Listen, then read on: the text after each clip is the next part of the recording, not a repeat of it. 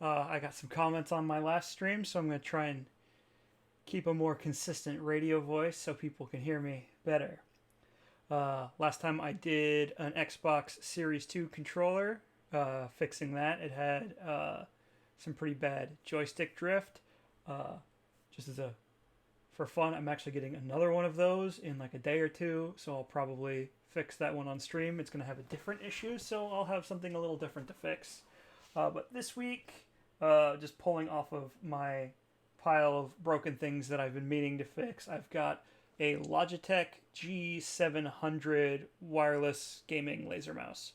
I've had this thing for years. You can't buy this particular model anymore. They don't make them. Uh, I love this mouse, but the middle button, you know, I'll give you some clicks in the microphone. Left click, right click. That's me pressing the middle button. You hear no click because it doesn't work anymore. So I'm going to take this thing apart, remove the old button, and put the new button in place. All right. So got my soldering station. I'm actually going to fire up my soldering iron right now so that it's nice and warm by the time we get to that part of the project. So first things we need to do is this runs off of a single rechargeable AA. Another reason I really like this mouse versus actually the G602, which I use at my desk here. The G602 is not rechargeable. It uses a non-rechargeable battery. I can put a rechargeable battery in it and charge it, which I'm actually going to do. I just bought a rechargeable kit for that. But the G700 takes rechargeable battery. You can plug it in via USB. It can run on USB while it also charges the battery. So that's really great. So, and then I've got the G series wireless transceiver. Going to take all these little bits, just put them in my parts bin here. This is a spin of replacement buttons. It's not. This on the web. Oh, thanks, Siri. These are not the stock buttons that come on this. It's a different part that's got a much better lifespan, and it just gives a better click. And that's all based on lots of Googling and shopping around online. Set those right there. So to get to the screws, we're going to have to take off all these little pads. And for that, I don't have like a dental pick, but I do have these nice sharp curved tweezers. So we're just going to go in, get under these pads, and take them off.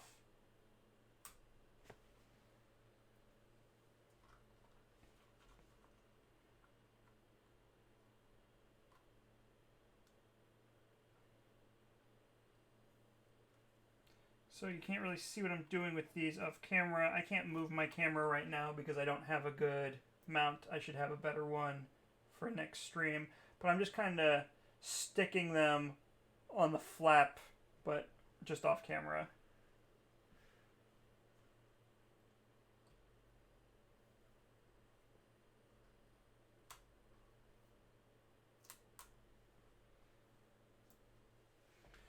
And also, unlike my last video where I had no idea what I was doing, I have actually taken this mouse apart before.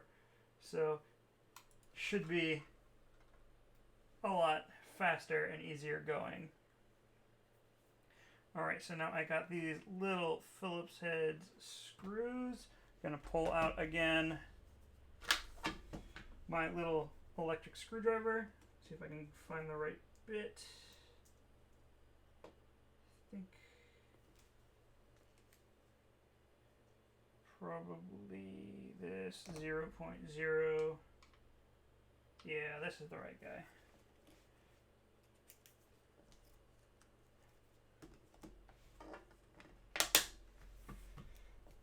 Right. So again, love this little electric precision screwdriver. It's great for electronics disassembly when you do a lot of it.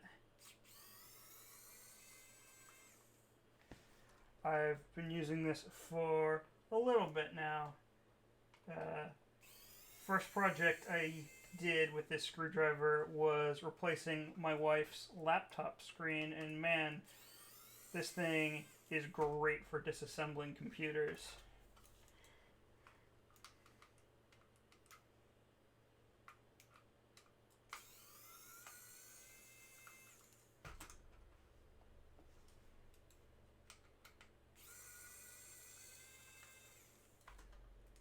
Okay, we've got those 5 screws off, and now there's no clips or anything. It just comes apart real easy. You notice there's a little ribbon cable here we need to take off. Get it with the fingers. There we go. This whole top assembly. Set this aside. We won't need this for now. So the button we're getting at is under the scroll wheel here. And if I remember how to take this scroll wheel off, which is, of course, the real trick, there is this little plastic pin right here that you just pull, and the whole scroll wheel assembly comes off very easily. Now I've got 2 little springs here that I'm going to remove. Oh, dropped it, but got it. And then we need to take off this little metal shield.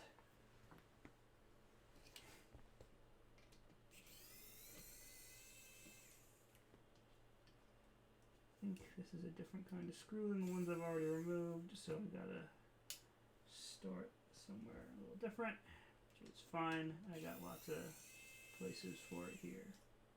Alright.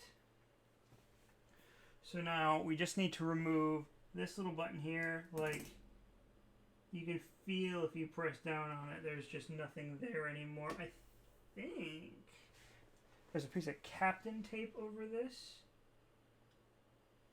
but I'm not entirely sure. Or if it's just a membrane. I don't know. Maybe it's just a membrane. Let me pick at it with these sharp tweezers, see what happens. This button's toast anyway, so might as well destroy it. Yeah, there's a piece of Captain tape. I'm just ripping it up at this point. I think it's just a little Captain membrane. We're gonna be okay. So first I'm just gonna pop out a new button from my little parts spin here.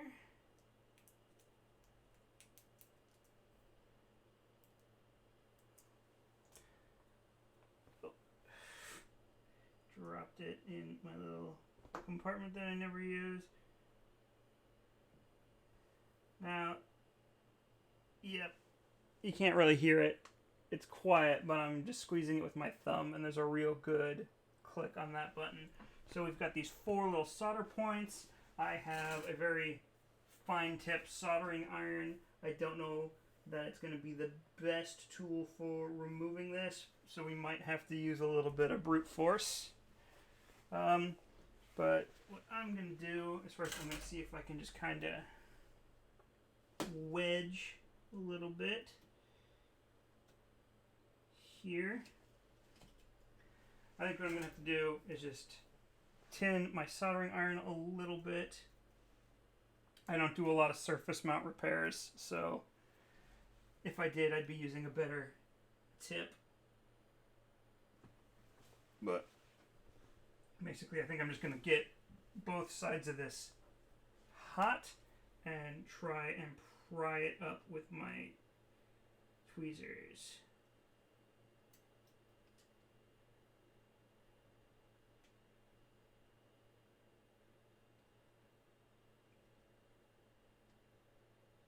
Yeah, there we go. That came up without wrecking the PCB.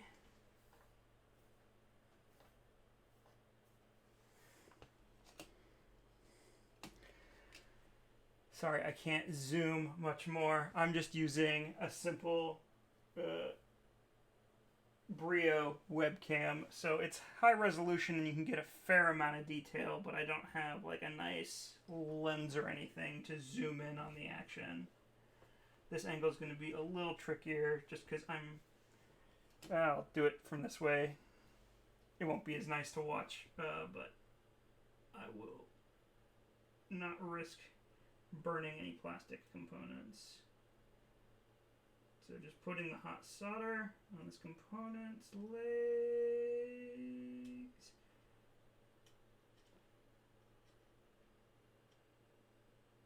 And boom.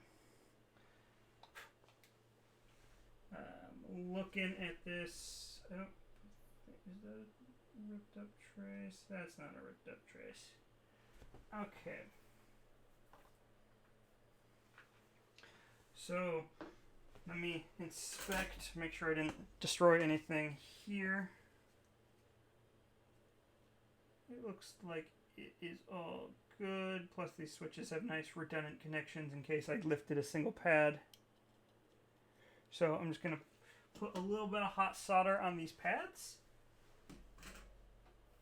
And then put on the new button.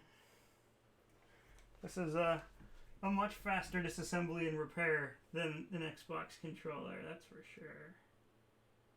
Okay, a little blob there. It's a pretty big blob.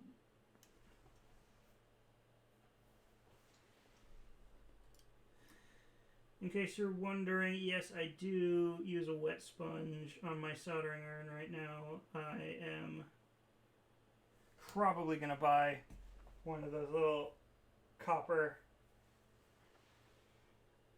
solder deals. But right now, I'm just using the tools I'm accustomed to. So let me see if I can angle this. I need to get this in my pliers in a way that I can hold it steady so that I can solder the legs down.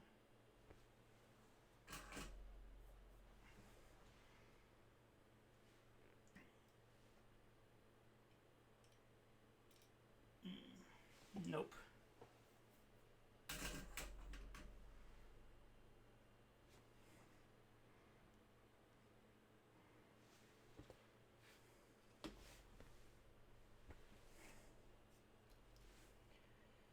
Just trying to, I've got little solder like spikes instead of little blobs on here. Let me see if I can flatten these down a little bit.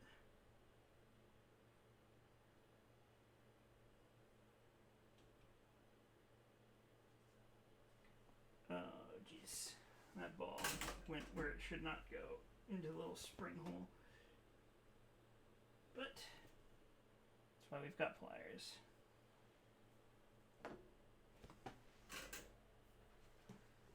I think I'm just going to get all these blobs off as best I can, because once I can solder a single leg down, it'll be in place well enough that I can just do the rest.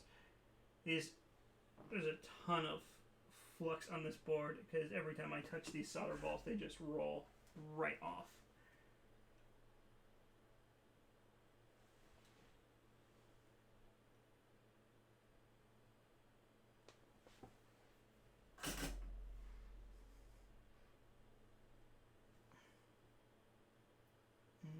Okay.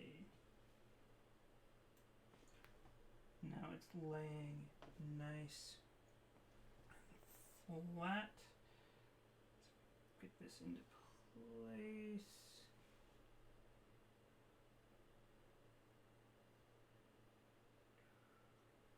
Okay, so what I'm going to do, I'm going to tin the tip of my iron. I'm going to hold it down with these pliers and just get that first leg soldered. Once I've done that, the other legs should be much, much easier. Okay. And I'm bracing my hand against my desk so that my shaky hand doesn't knock the part off. Okay. I think I've got that first leg down just enough that I can do a better job soldering the other legs and then go back to that one.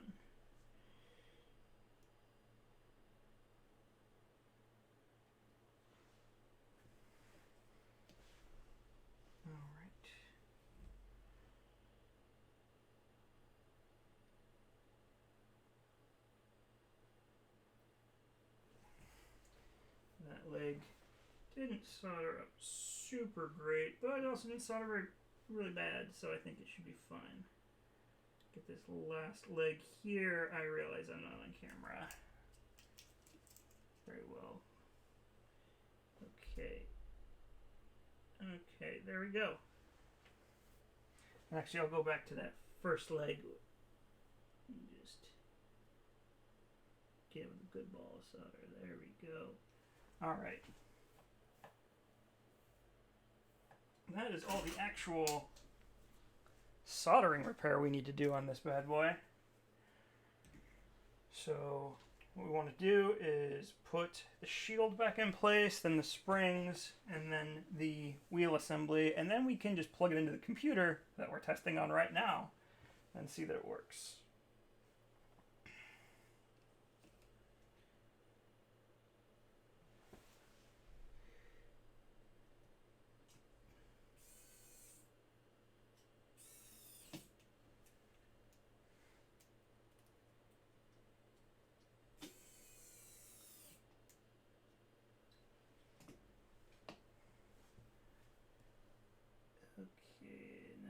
That was the shield.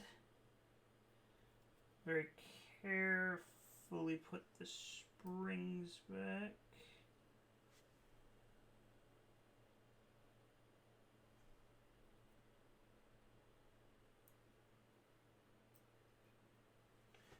Okay. Now I've got the wheel. It's a little dirty on the inside, but I am not gonna try to pull this wheel out to clean that. Okay. Carefully make sure we don't knock the springs out. Oh yeah. I don't know if you can hear that. Here we go. Yeah, that's a good click right there. So we'll put this pin back in. Now,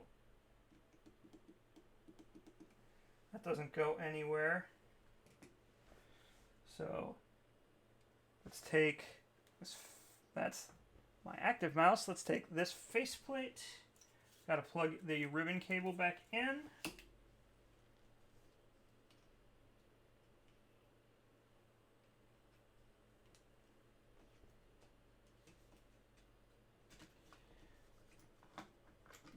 Cover on.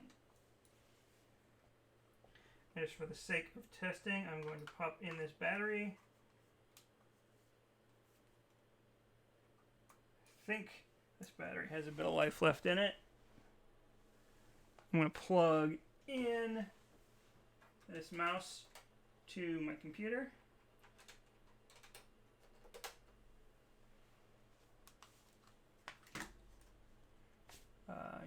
You can't see, so I'll just go to my desktop. There's me and my family. You can see me moving the mouse around. Right, left click, right click, middle click. Let's open up a browser. You can see my Amazon searching, looking for a better webcam arm. But I middle click. Oh, and there's the scroll. We have fixed this mouse. All right, going back to this, take out the battery while we finish reassembly. At this point, 5 screws and the pad.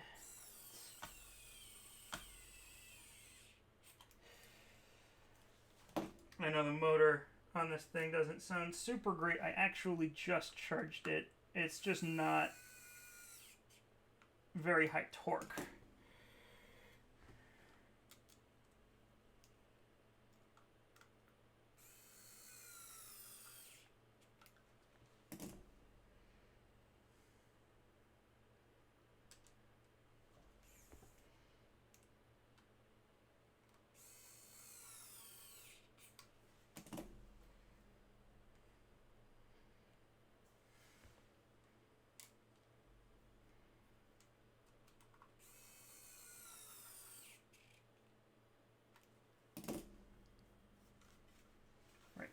put that back on. Now, let's put these pads back in place. I always view this like putting on Lego stickers. Like, you just want to be so perfect. And that was not a perfect application.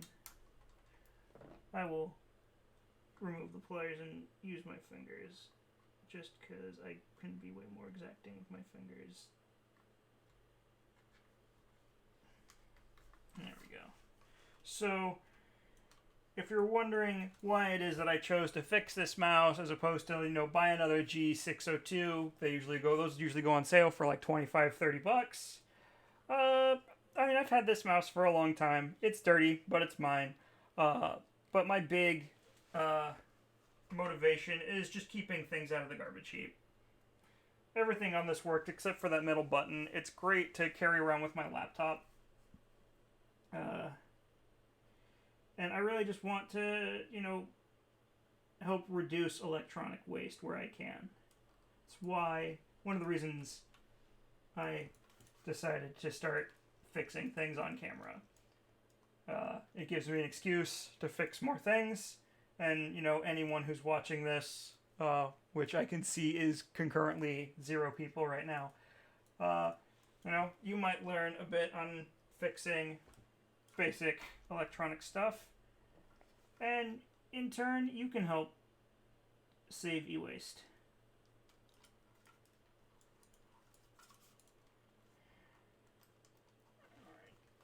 Got that pad back on.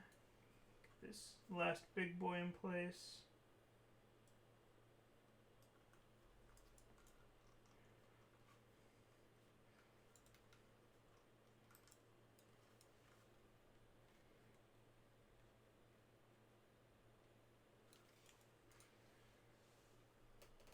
Alright, put the receiver back in, put the battery back in place, close it up. Alright, and we are all done fixing this Logitech G700 mouse. Thanks for watching. Follow me if you want. I've got a few more things on the queue right now that I plan on fixing on camera. I've got another Xbox Elite Series 2 controller. I have a Triton, I believe it's called a Triton Warhead Xbox 360 wireless headset.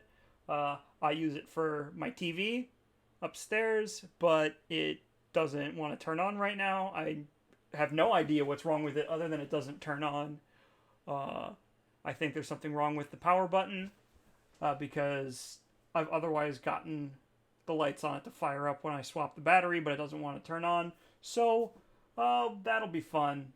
And then I also have a